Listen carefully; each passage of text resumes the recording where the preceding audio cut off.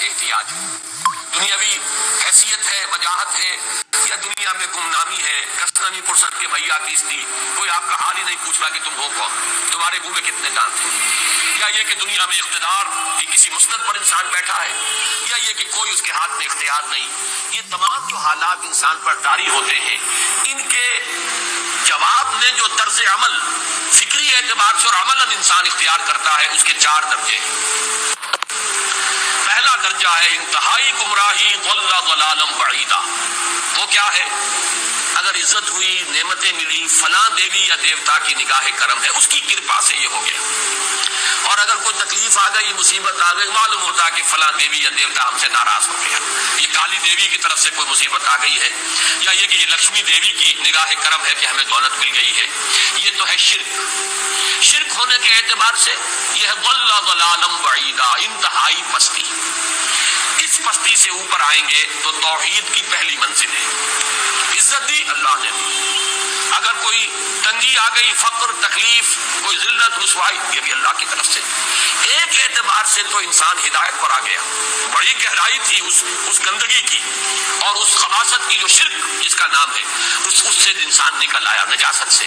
توحید تو ہے، لیکن ابھی اس میں اس کی گمراہی کا ایک ایلیمنٹ شامل ہے، اور یہ گمراہی سے جب تک آگے نہیں آئے گا، اوپر نہیں ابھرے گا، اس کا طرز عمل کیا ہوگا کہ ذرا کچھ مل گیا، عزت مل گئی، پھولے نہیں سما رہے، اب زمین پر قدم نہیں ٹک رہے، گردن اکڑ رہی، کہیں محرومی ہو گئی، کوئی تکلیف آ گئی، کوئی مشقت، فقر آ گیا، اب بجھ کر رہ گئے۔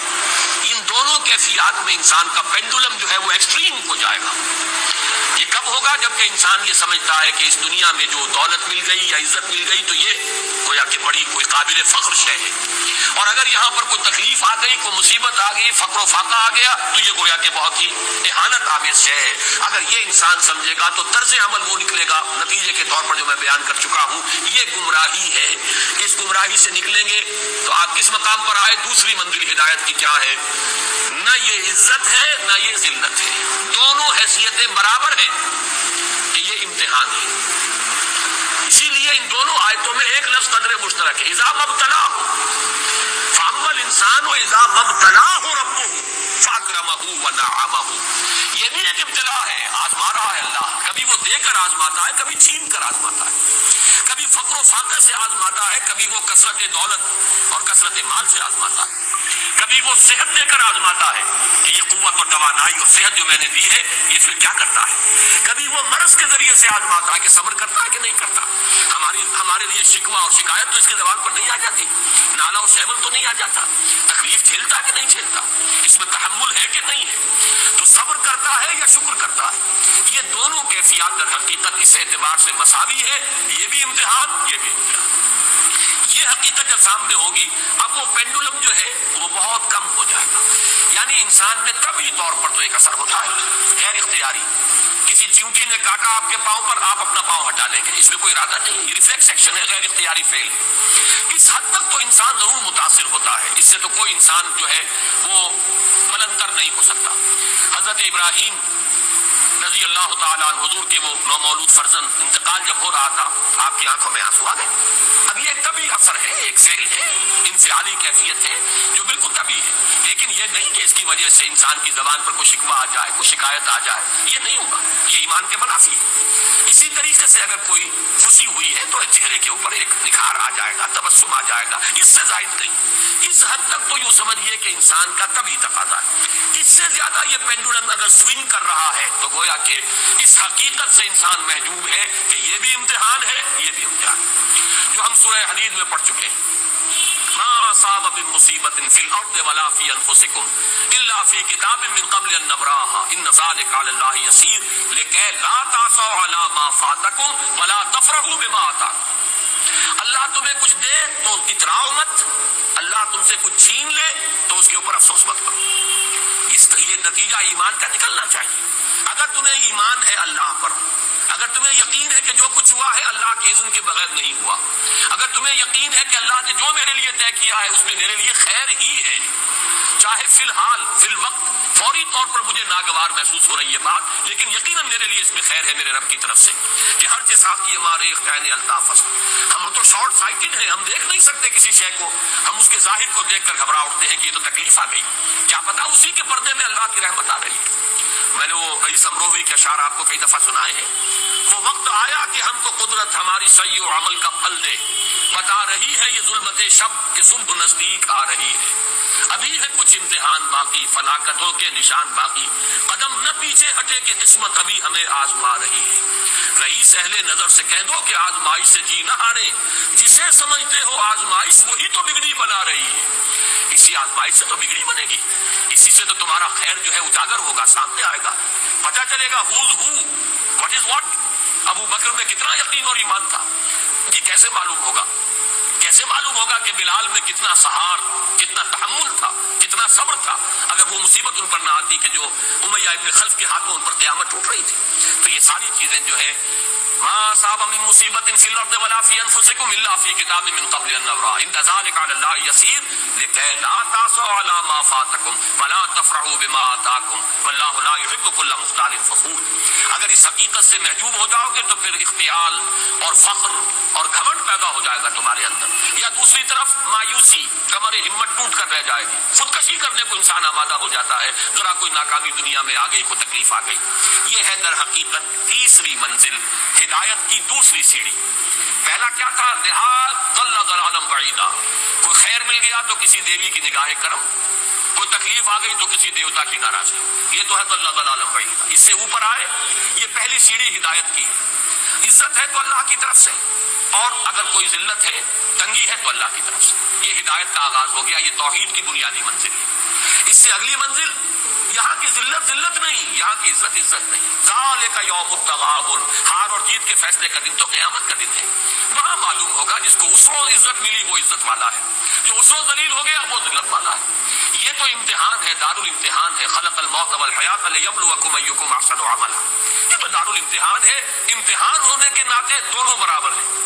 اس سے اوپر ہے ایک چوتھی منزل، ہدایت کی تیسری منزل. وہ کیا ہے؟ عام طور پر انسان یہ سمجھتا ہے کہ یہ جو آزمائش ہے تنگی کی اور فقر و فاقہ کی، یہ سخت تر آزمائش ہے، اور نعمتوں کی بارش ہو تو یہ آسان آزمائش ہے. یہ بھی ابھی گمراہی کا ایک پرت جو ہے اس کی باقی ہے. ابھی ہدایت کا جو کامل جو ہوگا انکشاف وہ کب ہوگا؟ جب انسان اس حقیقت کو جان لے کہ جہاں وسعت ہو، جہاں کثرت ہو، وہ زیادہ بڑا امتحان ہے، سخت امتحان ہے، بجائے اس کے کہ اگر قلت ہے، کمی ہے، یہ کم تر امتحان ہے، یہ کم بھاری امتحان ہے. کیوں کہ اگر آپ کے پاس کثرت ہے، آپ کے اندر غفلت پیدا ہو جائے. کثرت کا لازمی نتیجہ غفلت ہے. نہ کوئی غم کرو، نہ خوف، خوشیاں مناؤ جنت کی جس کا تم سے وعدہ کیا گیا تھا. اللہ کی ربوبیت پر اطمینان جب انسان کو ہو جاتا، میرا رب اللہ ہے، ربی اللہ، انسان کے لیے نہ کوئی کھٹکا، نہ کوئی خطرہ، نہ کوئی خوف، نہ کوئی حضور. جو کچھ ہو رہا ہے کس کے اذن سے ہو رہا ہے؟ اللہ کے اذن سے. اللہ کے اذن کے بغیر پتا تک نہیں ہلتا. یہ کوئی اندھا بہرا مادہ نہیں ہے جس سے مجھے کوئی خوف ہو. اندھا بھینسا چلا رہا ہو اس سے تو ڈرنے کا ہر انسان کو ڈرنا چاہیے، نہ معلوم کس کو ٹکر مارتے. لیکن نہیں، اس کائنات کو چلانے والا ایک سمیع و بصیر خدا ہے. وہ جو میرا دوست ہے، میرا ولی ہے. اللہ ولی الذین آمنوا یخرجہم من الظلمات الی النور. اللہ اہل ایمان کا ولی ہے، ساتھی ہے، پشت پناہ ہے، مددگار ہے، حمایتی ہے. بتائیے جسے یقین ہو جائے کہ اللہ میرا مددگار، اللہ میرا محافظ، اللہ میرا پشت پناہ، اللہ میرا حمایتی، اس کے لیے کوئی خوف ہوگا؟ اس سے کوئی ڈر ہوگا؟ میں مثال دیا کرتا ہوں ایک بہت سادہ، پنجاب کے دیہات کی. وہ بڑا چودھری ہے اور کوئی غریب کسان ہے. اس غریب کسان کے جانوروں کو ہر وقت اندیشہ ہوگا چوری کا.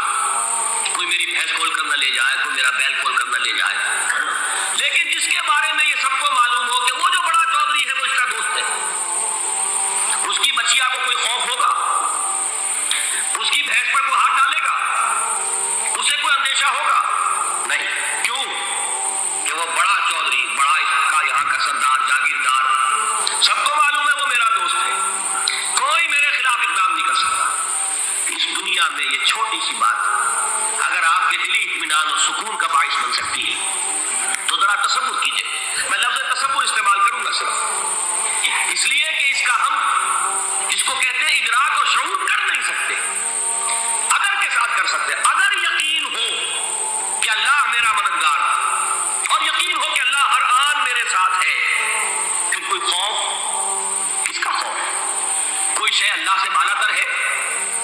کوئی قوت اس سے زیادہ طاقتور ہے؟ کوئی اس کے ارادے کو بدلنے والا ہے؟ کوئی اس کی مشیت کے آڑے آنے والا ہے؟ یہی بات ہے جو حضور نے فرمائی ہے. ایمان کا حاصل ہے لب لباب. کہ دیکھو اچھی طرح اس بات کو ذہن نشین کر لو، اگر تمام انسان مل کر تمہیں کوئی نقصان پہنچانا چاہے نہیں پہنچا سکتے، مگر جو کچھ اللہ نے لکھ دیا ہو، اور تمام انسان مل کر تمہیں کوئی نفع پہنچانا چاہے نہیں پہنچا سکتے، مگر وہ شے جو اللہ نے طے کر دی. آپ پھر میں کہوں گا ذرا داری کیجئے، اسے فرض کیجئے، اسے سوچئے. اگر اس حدیث پر ہمارا دل جھکا ہوا ہو تو کسی سے ڈر ہوگا؟ یہ مجھے نقصان نہ پہنچا دے، یہ میری رپورٹ خراب نہ کر دے، یہ میری انکریمنٹ نہ رکوا دے، یہ میرا یہ نہ بگاڑ دے، یہ میرا یہ نقصان نہ پہنچا دے. اس کا ڈر، اس کا ڈر، اس کا خوف، اس کی خوشامد، اس کے لیے جا کر طرح طرح سے اپنی عزت نفس کو ذلیل کروانا اس کے سامنے. یہ سب کچھ کیوں کرتا ہے انسان؟ جب سمجھتا ہے کہ اس کے ہاتھ میں میرا کوئی نفع ہے، اس کے ہاتھ میں میرے لیے کوئی ضرر ہے، یہ مجھے کوئی غضب پہنچا سکتا ہے، یہ مجھے کوئی نقصان پہنچا سکتا ہے، یہ میرے کوئی کام بنا سکتا ہے، یہ میری کوئی ضرورت پوری کر سکتا ہے. اسی کا نام شرک ہے. جہاں آپ نے یہ سمجھا کہ غیر اللہ کے اندر کوئی طاقت موجود ہے، وہی شرک ہے. بتوں سے تجھ کو امید ہے، خدا سے نومیدی، مجھے بتا تو صحیح اور کافری کیا. شرک تو یہ جس پر بھی تمہیں یہ خیال ہے کلمہ ہے، یہ کلمہ سوم لا حول ولا قوت الا باللہ. ذرا اس پر دل کو کبھی اگر آپ تصور کریں، پھر فرض کریں، دل ٹھک جائے اس پر، کوئی طاقت نہیں. یہی بات تھی جو شیخ عبد القادر جیلانی رحمۃ اللہ علیہ نے اپنی وصیت میں اپنے بچے سے کہی. 11ویں دینے والے ہیں، لیکن حضرت شیخ عبد القادر جیلانی کی وصیت اور تعلیمات کو کتنے لوگ نہیں جانتے؟ یہ جن مقامات تک پہنچے وہ کس چیز کی بدولت پہنچے؟ انہوں نے جو پیغام دیا وہ کیا تھا؟ اے میرے بچے، جس طریقے سے قرآن مجید میں حضرت لقمان کی نصیحتیں جو ہے نقل کر دی گئی ہیں، میں یہ عرض کروں گا بالفرض اگر قرآن حضرت عبد القادر جیلانی کے بعد نازل ہوا ہوتا تو شیخ عبد القادر کی یہ نصیحتیں بھی قرآن میں درج ہوتی. اتنی اونچی نصیحتیں. اے میرے بچے اس حقیقت کو ذہن نشین کر لے، لا فاعل فی الحقیقت ولا مؤثر الا اللہ. اس کائنات میں نہ کوئی فاعل حقیقی ہے نہ مؤثر حقیقی ہے سوائے اللہ. کسی شے میں کوئی تاثیر نہیں اگر اللہ نہ چاہے. آگ جلا نہیں سکتی اگر اللہ نہ چاہے، پانی ڈبو نہیں سکتا اگر اللہ نہ چاہے، زہر ہلاک نہیں کر سکتا اگر اللہ نہ چاہے، کوئی چیز فائدہ نہیں پہنچا سکتی اگر اللہ نہ چاہے. تو در در پہ کیوں سر جھکاتے ہو؟ در در پر کیوں جب عیسائی کرتے ہو؟ سب کے سامنے کیوں ہاتھ پھیلاتے ہو؟ ایک اللہ سے مانگو، ایک اللہ کے سامنے زمین پر اپنی زمین رکھو. لا فاعل فی الحقیقت ولا مؤثر الا اللہ. نظر آتا ہے ہمیں کہ پانی پیاس بجھا دیتا ہے، پیاس بجھانے کی صلاحیت پانی میں نہیں ہے اللہ کے اذن سے. کھانا بھوک مٹا دیتا ہے، بھوک مٹانے کی صلاحیت کھانے میں نہیں ہے، اذن رب میں. دیکھیے یہی یقین تھا. حضرت موسیٰ علیہ السلام کا واقعہ یاد کیجئے. سامنے سمندر آ گیا، قوم دیکھتی ہے پیچھے کہ گرد و غبار کا طوفان. معلوم ہوا کہ فرعون اپنے لشکر سمیت آ گیا. لشکر جب چلتا تھا تیز رفتاری کے ساتھ تو گرد و غبار کا جو طوفان اٹھتا تھا اس کا تصور کیجیے، اور لمحہ بلمحہ وہ قریب آ رہا ہے. پوری قوم نے کیا کہا؟ اے موسیٰ انا لمدرکون، اے موسیٰ ہم کو پکڑے گئے. قرآن مجید میں تو یہاں وہ باتیں نہیں لکھی ہے، لیکن تورات میں یہ درج ہے کہ بنی اسرائیل جھگڑنے لگے، دست و گریبان ہو گئے موسیٰ کے ساتھ. موسیٰ نے یہ فرمایا لا کر، اس سے تو ہم وہیں بے دخل تھے، وہاں کھانے کو ملتا تھا، زندگی تو تھی، بیگار ہم کر رہے تھے، موت تو نہیں تھی. اب جو کچھ ہوگا اس کا تصور کرو، جس طریقے سے ہمارے ٹکڑے اڑائے جائیں گے. تو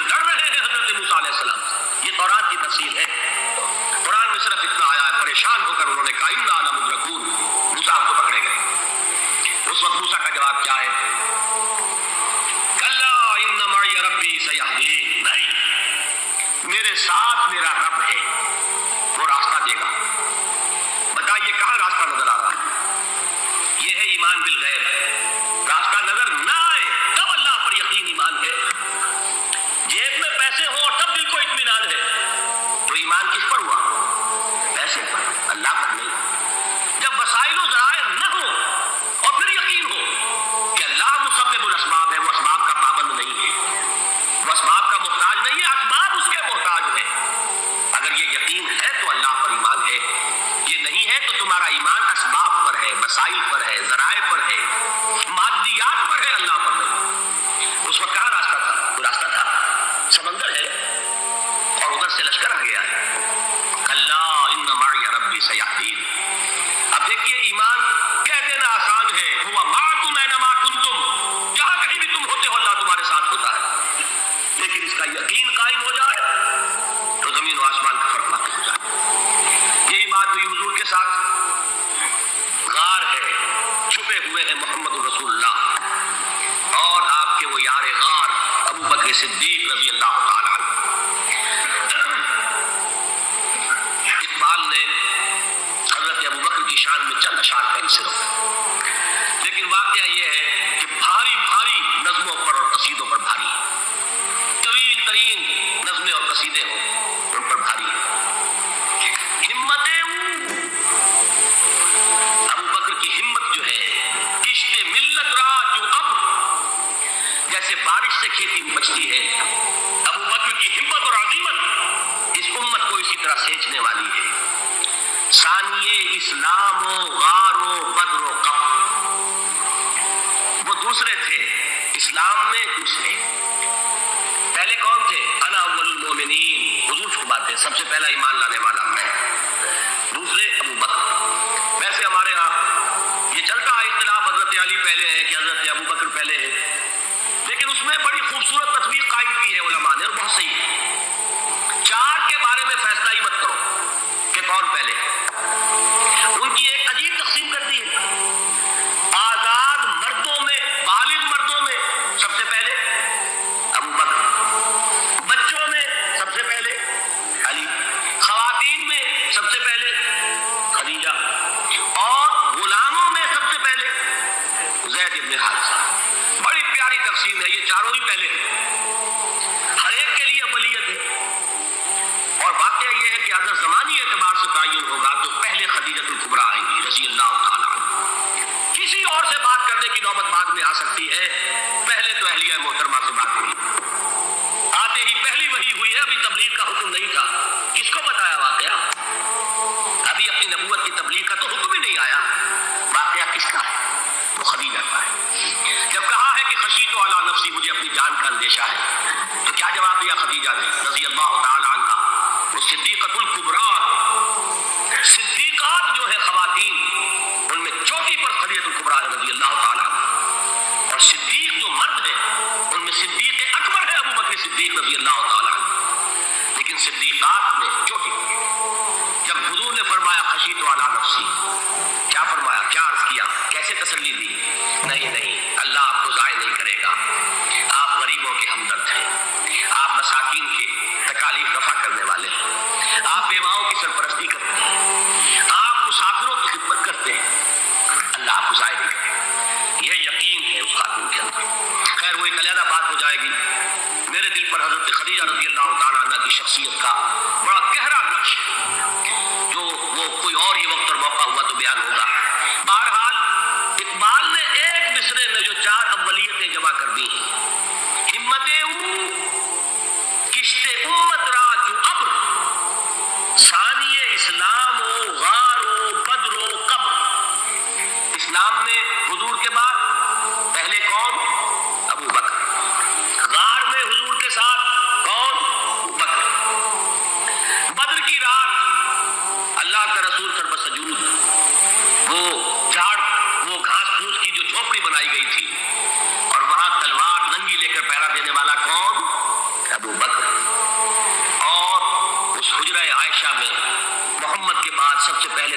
والا کون؟ ابو بکر رضی اللہ تعالیٰ عنہ صلی اللہ علیہ وسلم. وہ جو معاملہ میں سنا رہا تھا غار ثور کا، حضرت ابو بکر بھی حضور کے خیال سے لرز گئے ہیں.